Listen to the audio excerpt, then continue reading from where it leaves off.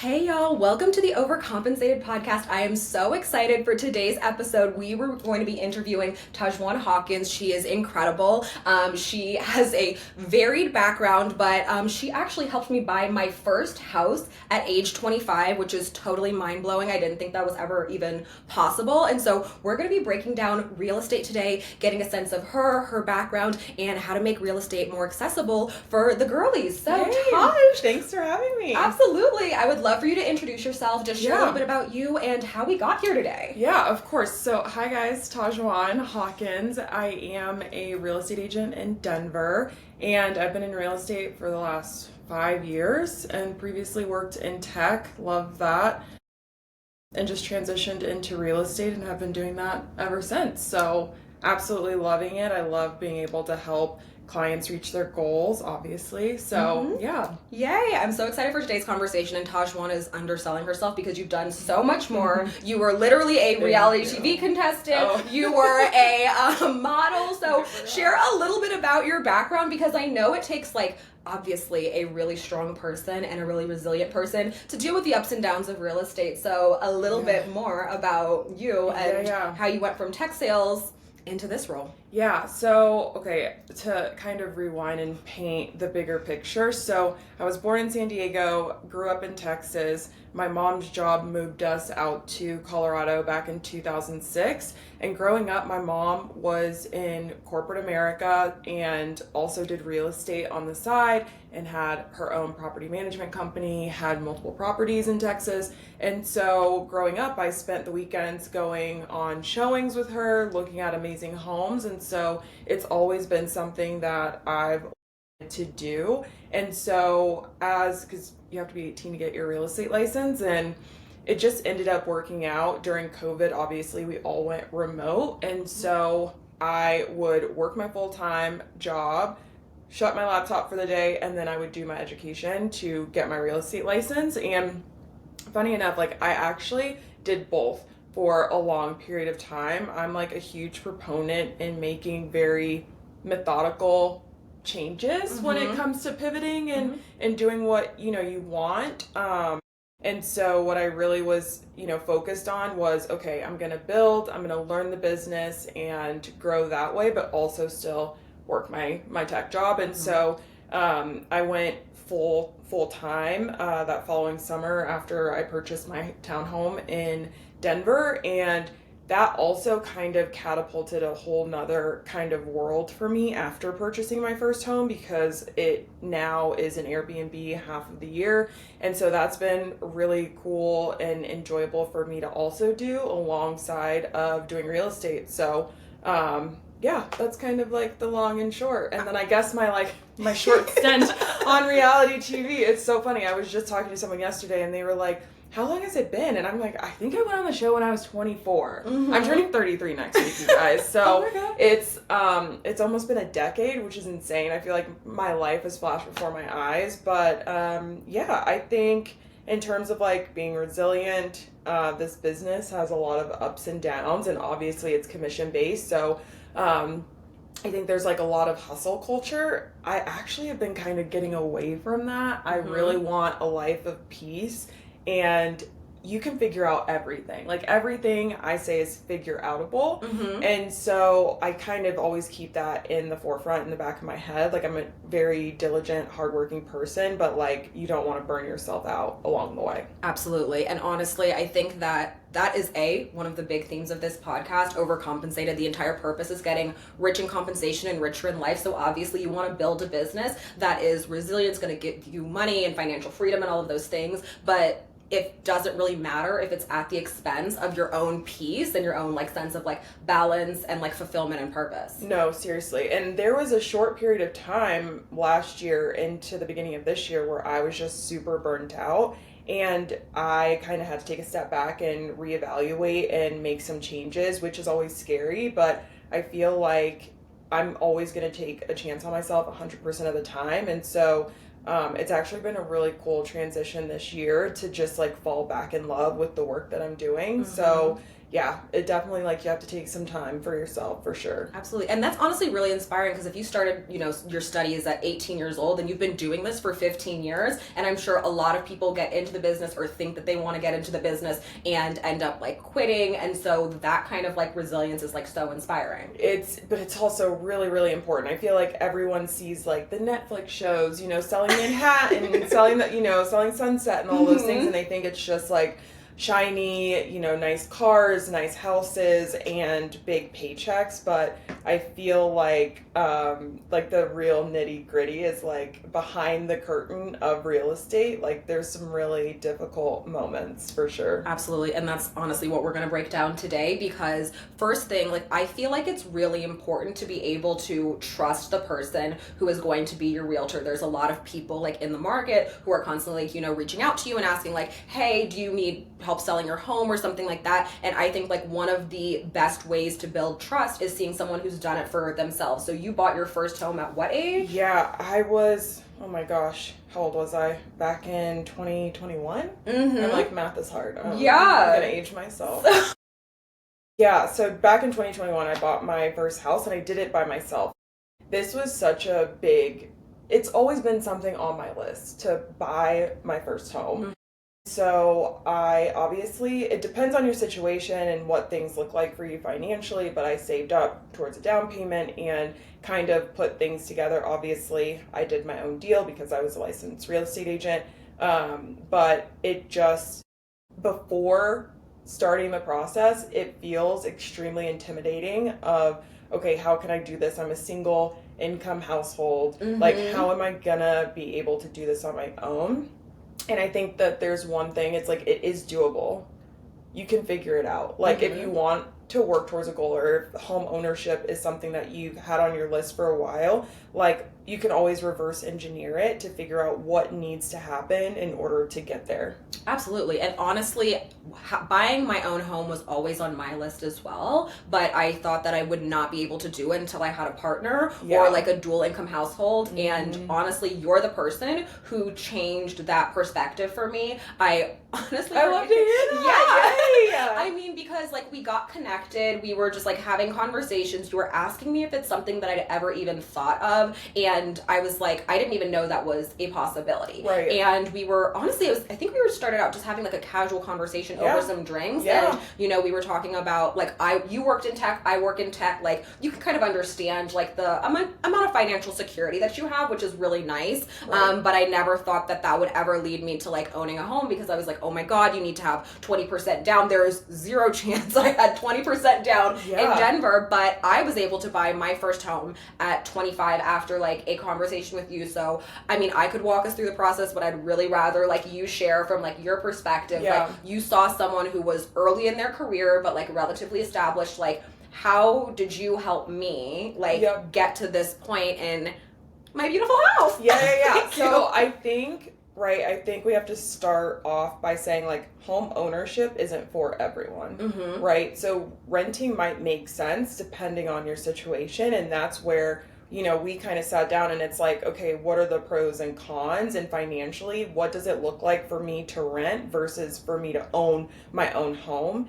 And I just really like, you have to see the big picture. And from there, I think the biggest thing is like, you do not need 20% down to purchase your first home. And luckily for anyone out there, it is possible. Like you can put as little down as 3.5%, 3% towards your first home and take advantage of like all of those things that are available to you. But I would say you need to start off with having a conversation with a lender. And then we kind of work from there, because the lender is going to look at all of your financials. They're going to look at everything and say, okay, this is your budget. This is where you should be shopping in price point wise when it comes to buying a home. And like purchase price isn't as important as like what your monthly payment goal is. So if you're like, okay, Tahz, I only want to spend $3,000. Okay, That's information you share with the lender, and then we work from there to meet your goal in terms of payment. And I think that's really interesting because obviously in Denver, but in so many markets, like renting is so expensive. Like rental prices are just, it's only increasing. You're pouring a lot of money into something that you don't own. And I understand like home ownership isn't for everyone, but that's something that kind of helped like flip my perspective, because like having these really like nice apartments was great for a period of time. But I was like basically kind of getting to a point in my life where I wanted to be more established. Like I wanted to have some kind of an asset where it was mine. Yep. And you were right, like the purchase price wasn't as important as like how is this monthly payment, if it is higher than my current like rental like price. Yep. How is it going to affect my like monthly finances and things like that. And because like, you know, obviously I think growing up, like all of our parents were like, never be house poor, you don't want to be house poor. Right. So I don't know, like how do you help people like work through that mindset before we kind of get into like the actual lending aspect? Yep, I would say in terms of, you know, when you're looking at what your monthly payment should be and what that looks like for you, never, ever, ever overextend yourself. It doesn't matter if you're pre-approved for $1 million, whatever the number is, like always make sure you're comfortable with that payment. And I feel like one thing that I really want to touch on just really briefly is that I think a lot of people out there think that like, okay, once I have my mortgage payment, like that number is never going to change. And so it's not, yeah. Found that out. Yeah. Oh my god. So you'll come across, I've seen so many different videos on social media, TikTok, Instagram, of people saying like, my mortgage payment went up X amount of dollars. So when you're meeting with a lender and they are breaking down your monthly payment, it's going to involve the principal and interest, but it's also going to factor in property taxes and things like that. So when people are saying their monthly payment has gone up, it's typically has to do with property taxes or homeowners insurance. Typically it's going to be the property taxes, but that's where you see that shift happening. And obviously that goes into an escrow account. We could get into the nitty gritty of that at a different time, but yeah, it's not this fixed number. Your principal and interest is always going to be fixed.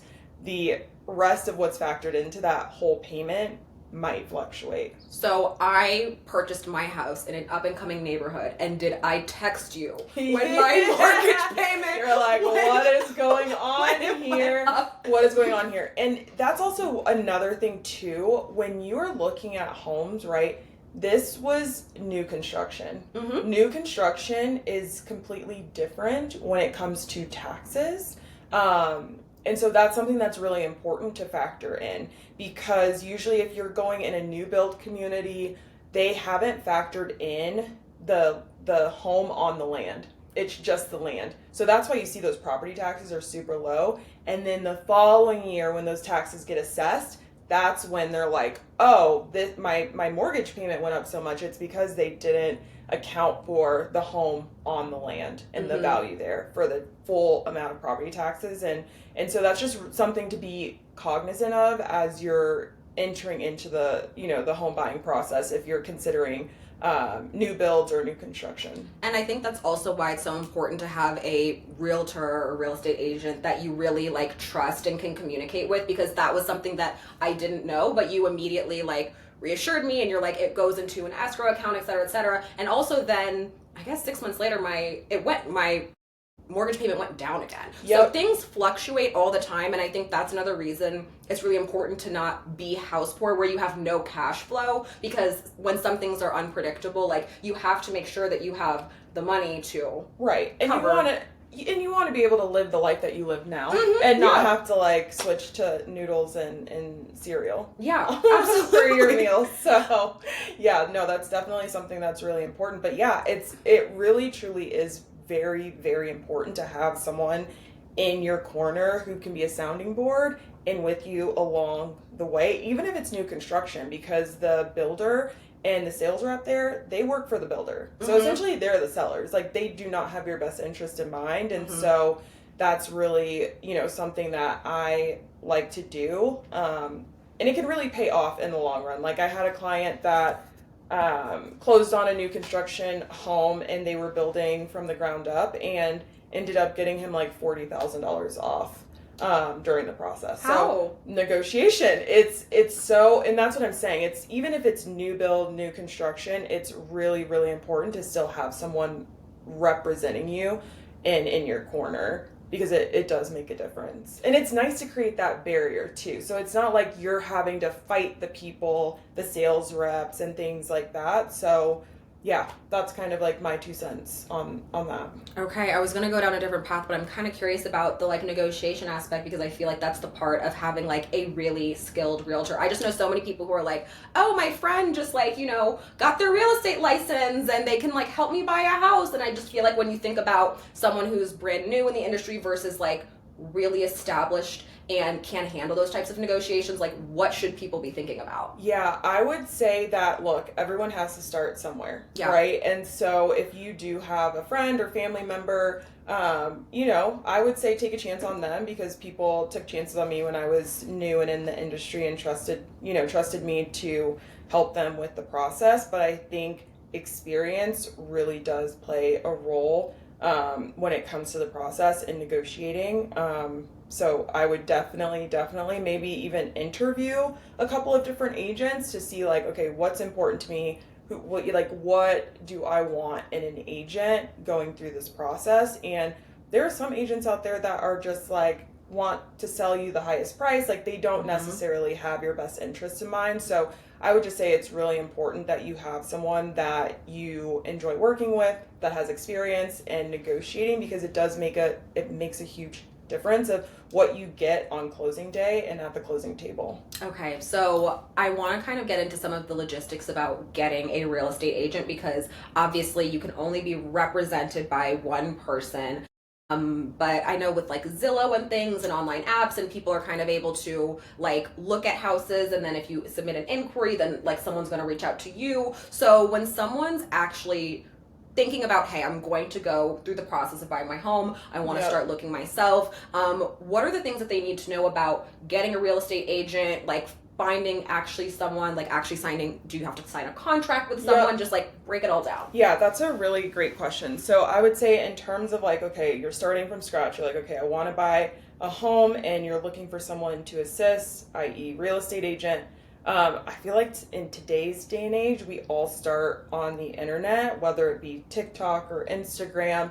But I would even reach out to friends that have purchased a home, and say, hey, how was your experience working with your real estate agent? And it's a really interesting stat how many people choose to work with the agent that they do that came from like a friend or family referral.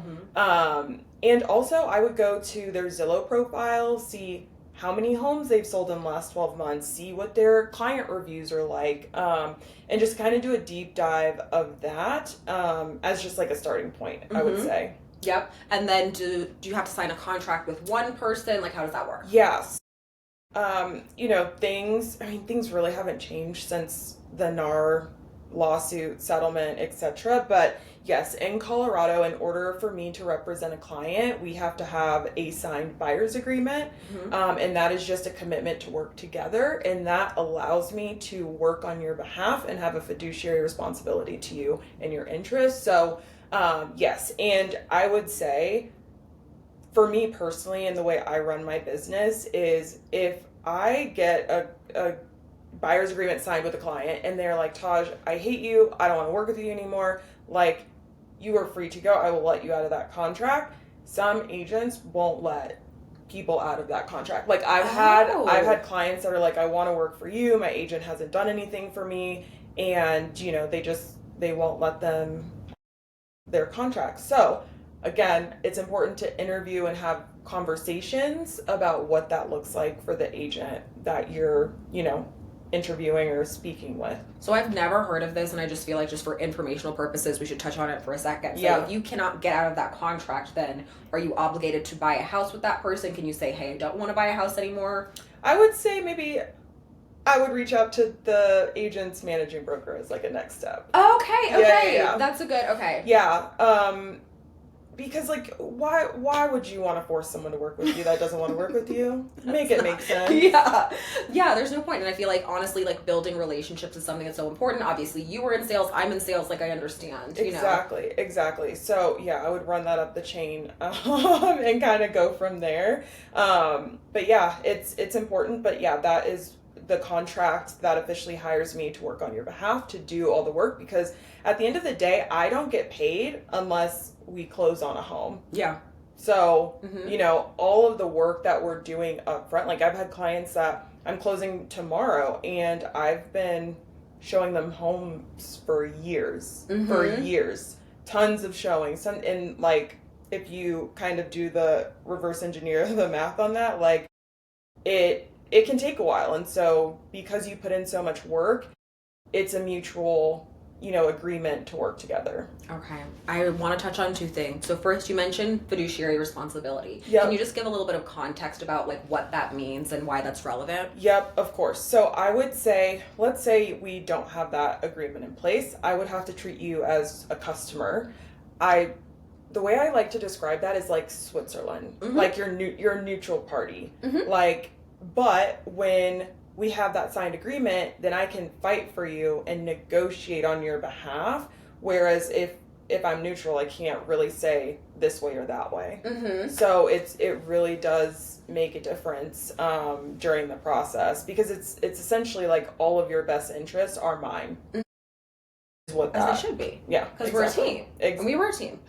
Yes, exactly. And honestly, that's honestly one of the best things about my experience that I had, which I think is really important, is that like I think I was very clear with you that I wanted the process to be as easy as possible. Yes.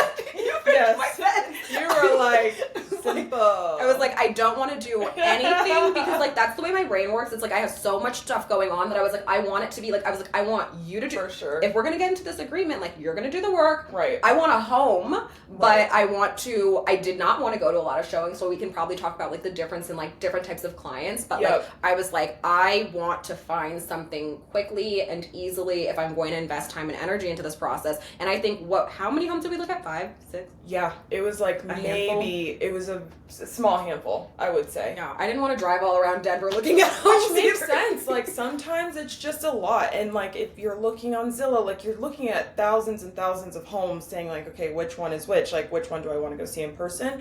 And you were really, really methodical of like, okay, these are the ones I want to see that are worth your time. I wanted something new. I wanted it to have a certain number of bedrooms. I wanted it to have a garage.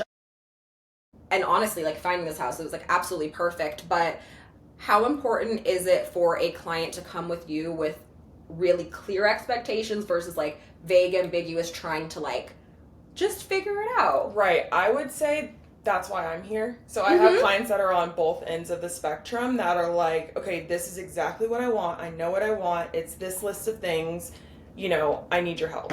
Or I can have clients that are like, oh, we're casting a really wide net, and like as time goes on, then we're kind of narrowing things down. But I would even say clients that have a specific, like this is my, you know, my list of deal breakers and I have to have these things. Sometimes as we start to look at homes and they start to see the things in person, they're like, oh, okay, I changed my mind. Like actually now that I've seen it and I've been in these homes, I want this. Like this is more important than where we started off. Right. So it really is just a really like flexible process, I would say.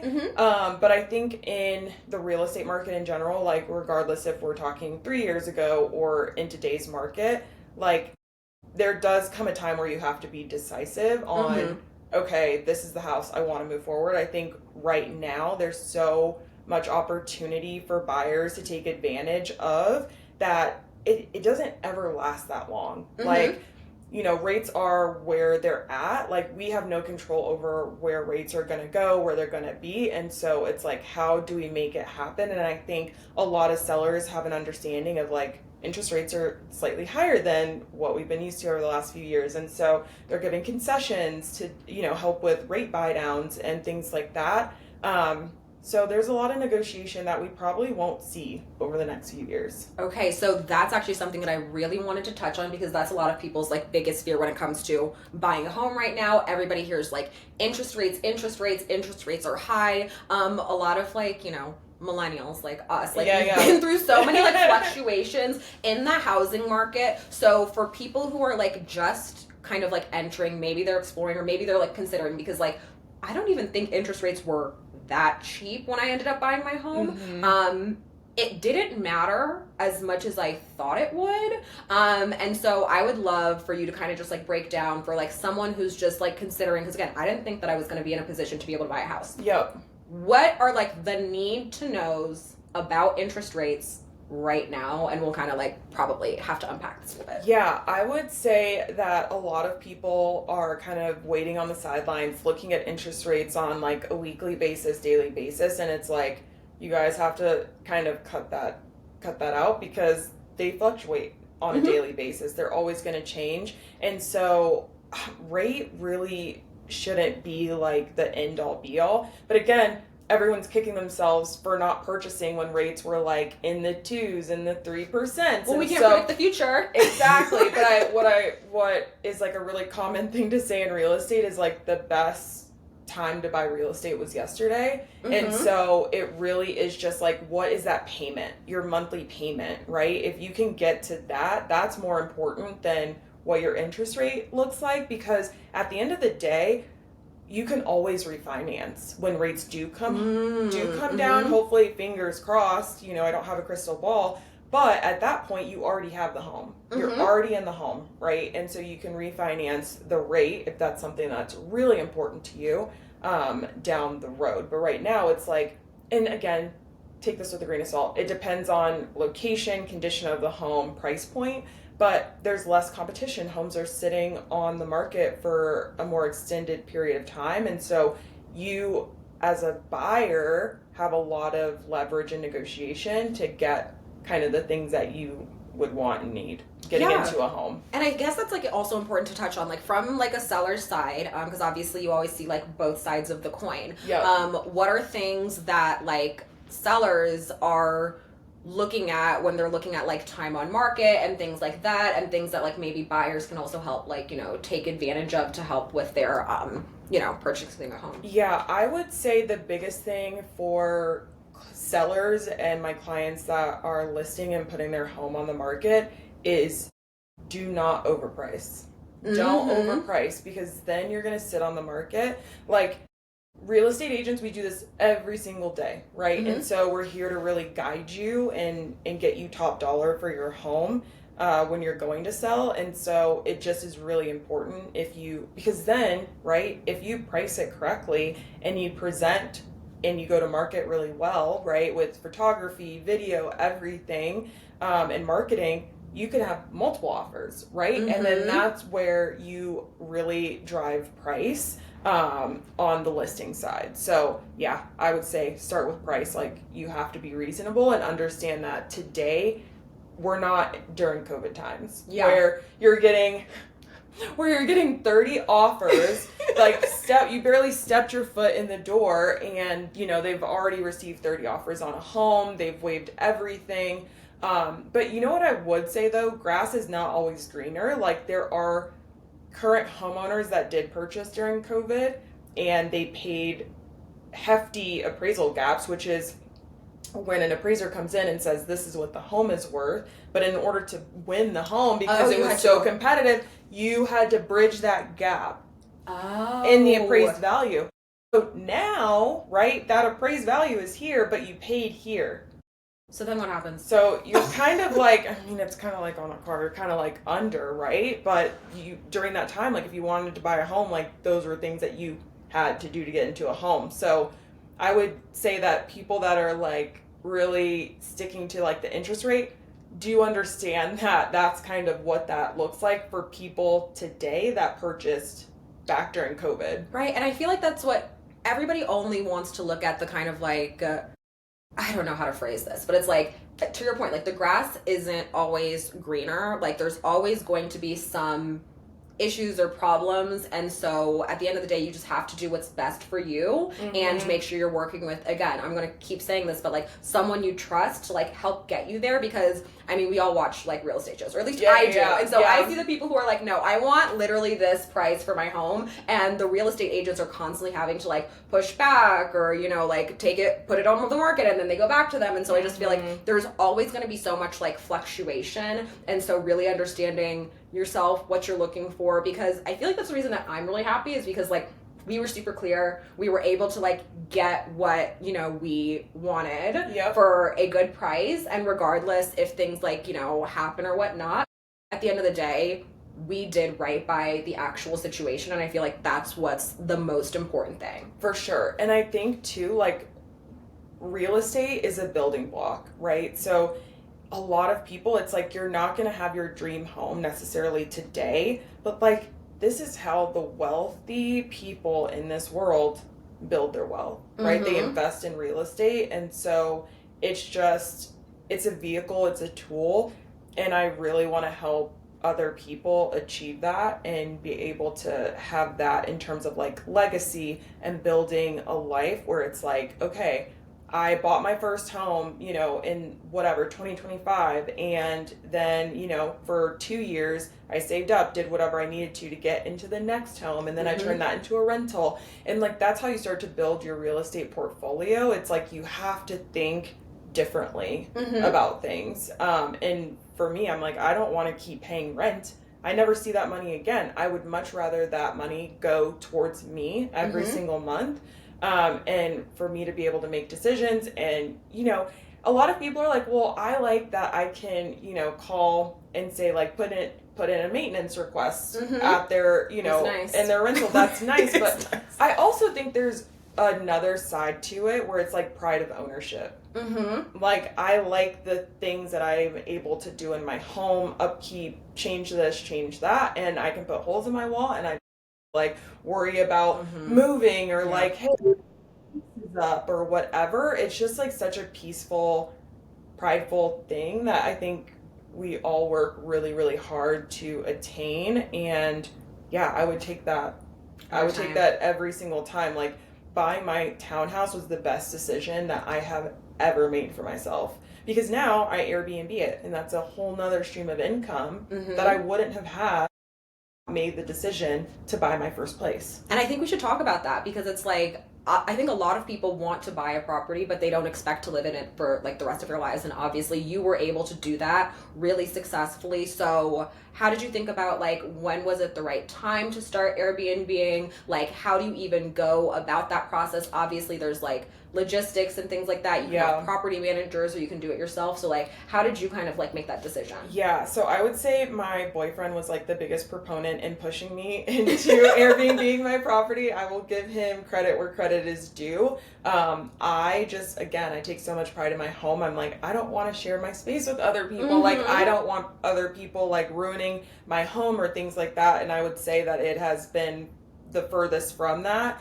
in terms of my experience, and people are really respectful of my home. And so obviously, like you said, there's a lot of logistics depending on, you know, what county you are in. For Denver County specifically, in order to short-term rent your property, again, short-term rentals 30 days or less, it has to be your primary residence.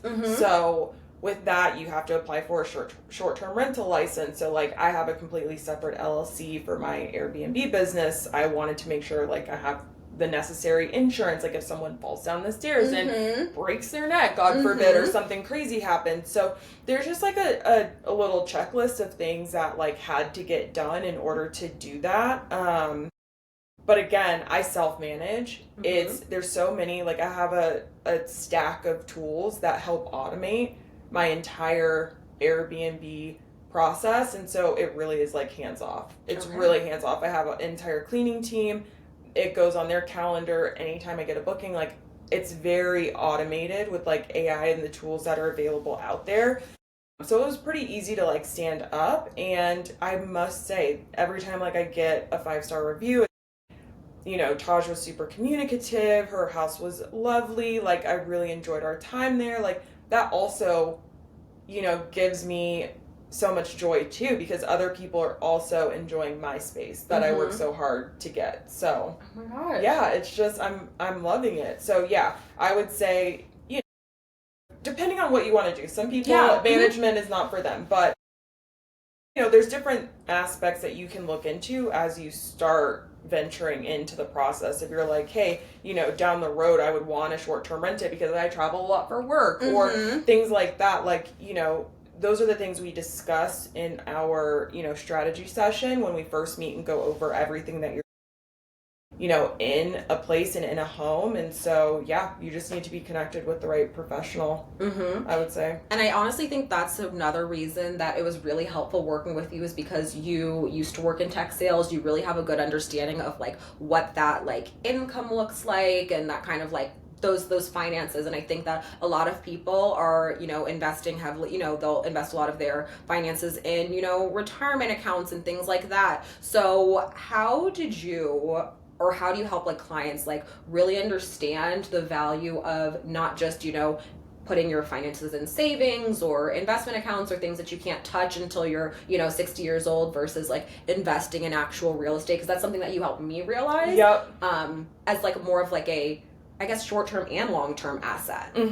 That's a really good question. I would say like the biggest thing is going to be speaking with that lender, because they're going to be able to look at all of your finances. And like I was able, okay, again, this is why it's important to speak with the lender, because if you have, like I had my company 401k, right? And because the funds from that was going towards purchasing my first home, like there are ways in which like I don't have to pay a penalty on withdrawing that, because it's going towards my first home purchase.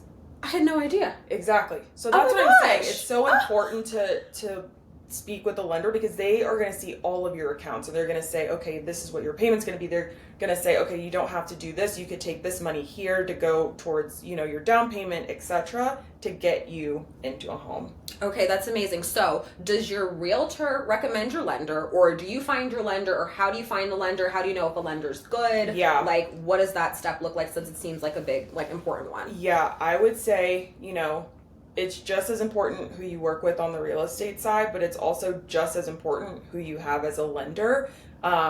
I would always recommend working with a local lender. I mean, it really depends, but working with a local lender, like when we go and submit an offer, the lender is also reaching out to the listing agent. And a lot of times, you know, the listing agent is going to be guiding their seller on like, hey, I know this lender, I know they're going to make it to the closing table. And that's actually how I ended up winning my deal on my own townhouse, because the previous buyer's financing fell through, and I submitted my offer and the listing agent was like, oh, this is your lender?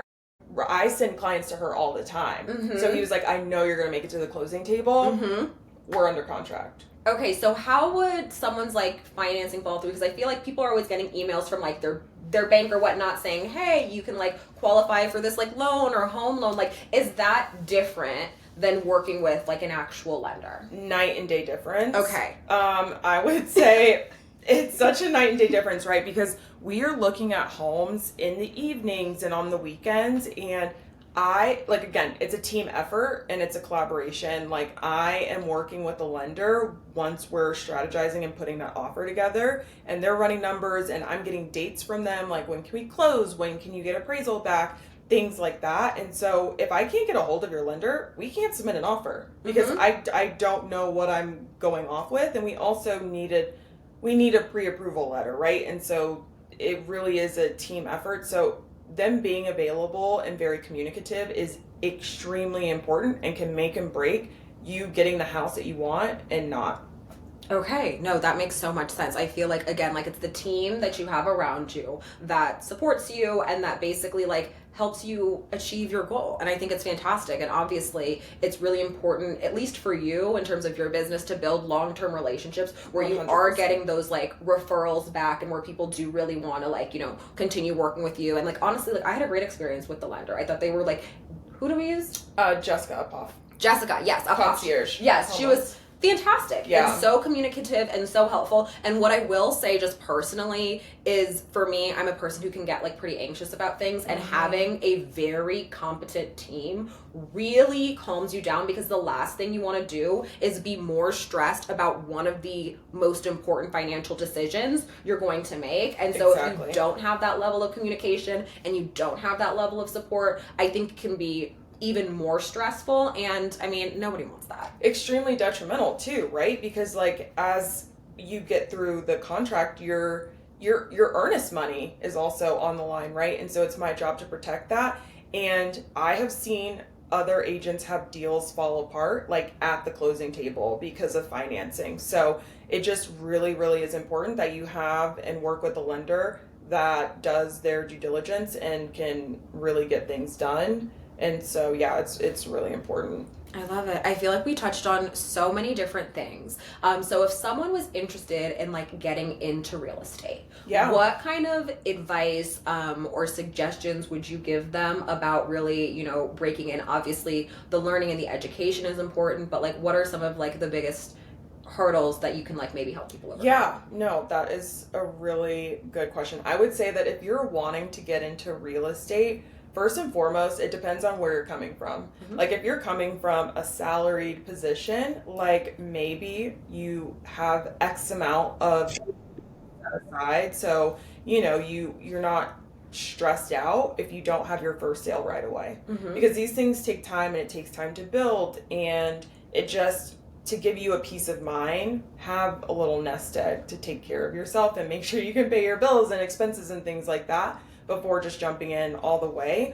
And then I would say too, you really just need to be with a brokerage. I would recommend starting off on a team. It's nice to have support and people to help you when you're first starting out. Like I remember like my first week, I'm like, I don't even know how to schedule a showing. Like, I don't know what I'm doing. I was just like thrown into it, and like doing the things over and over again is how you learn. It's how you get better. So again, you just have to start. But yeah, find someone that, you know, really has your back and is invested in you getting better. Okay, I absolutely love that. And honestly, you even had your mom who was like doing this for so long. So I think that's absolutely incredible. And I would say, what is something that you're doing differently now as you look at, I guess we're coming up on the end of this year. A lot of what we're talking about on Overcompensated is like, how do we set ourselves up for success going into next year? Is it 2026 next year? It's already 26. It's already 2026. How do we already get here? I'm like so confused because it's like our fiscal year is different. So for us, it's been fiscal year 26. Yeah. So what are you doing differently to set yourself up? And as you mentioned, like you're kind of thinking about like having balance, having peace, like you're at a different stage of your life. Making a lot of big life transitions, buying a second home, congratulations. Thank you. Yeah, oh my goodness. Super exciting. I would say, man, really, I'm already planning 2026, like in full, like the entire year. So it's not like last minute, like, okay, what am I going to do, you know, for my clients in Q3 or Q2 or Q1? It's like, it's really all planned out, and having a really good idea of the goals that I want to accomplish, because then you can work backwards from there, right? And then I know from like daily tasks and things that I need to do to get there.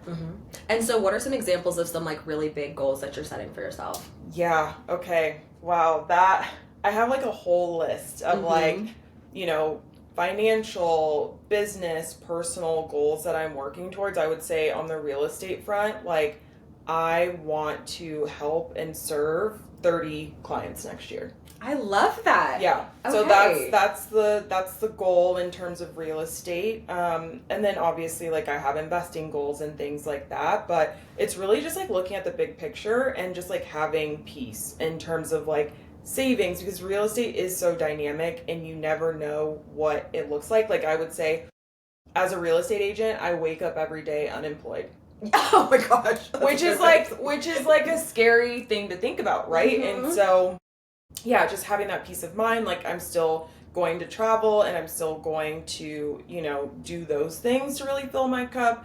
And so I'm just like, it'll all get worked out is kind of how I'm looking at the rest of the year for now. I love it. And I also love that you say, like, you want to help 30 clients. Like, it's not like you want to sell 30 homes or help people, or, you know, it's like really rooted in how you can help serve others. And I feel like that's like so fantastic. It's so important. And I just like cannot wait to see like what you continue to accomplish. I feel like there's so many fun things that we can do. I definitely want to host a Pilates and properties event with you. I feel like that would be such a good like experience. For sure.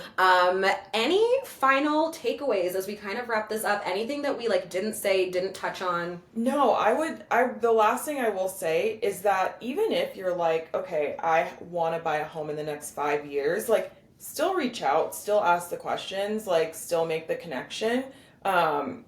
Because I'm keeping clients updated on like, hey, this is what I'm seeing. You said you wanted to buy, you know, next year, like here are things that is actively happening in the market just to stay in the know. I think that's so important. And so speaking of staying in touch, if anybody wants to get in touch with you, what are the best ways to follow you, like reach out if anybody has questions, like how should people, you know, get a hold of you? Yeah, I would say go to my Instagram profile. It's at Tahzjuan, Tahzjuan, my first name. And then I have a link in bio. It has my email address. You can also call me. You can call my phone number. If you want to send me a text or give me a call, I'm always available to be a resource for everyone. But yeah, just send me a DM, send me a text, give me a call. I'm around. Yeah, I absolutely love that. And honestly, Taj, one of my goals is to help more women who think that they can't buy a house, especially as single women and as two single women who have bought our houses like by ourselves. Yeah. I want to help more women achieve that. Like that's a really big financial goal. And so I'm really excited about like everything that you're doing. And if there's anybody who is listening, who's even like considering, I would 10,000% recommend you. I've honestly referred multiple people to you. You are like a referral machine. I'm so grateful and so honored. So yeah, I mean, it's just like, it can happen. Like people can make things happen. People can make things happen. So for anybody who's ever curious, reach out to Tahz. Obviously, follow Overcompensated. You can always reach out to me. I will be the first one to give you her contact information. She's incredibly responsive. But I just want to thank you so much for coming today. Thanks for having me. This was a great conversation. Okay, I appreciate it so much. Everybody have an amazing day and see y'all next time. Bye. Bye.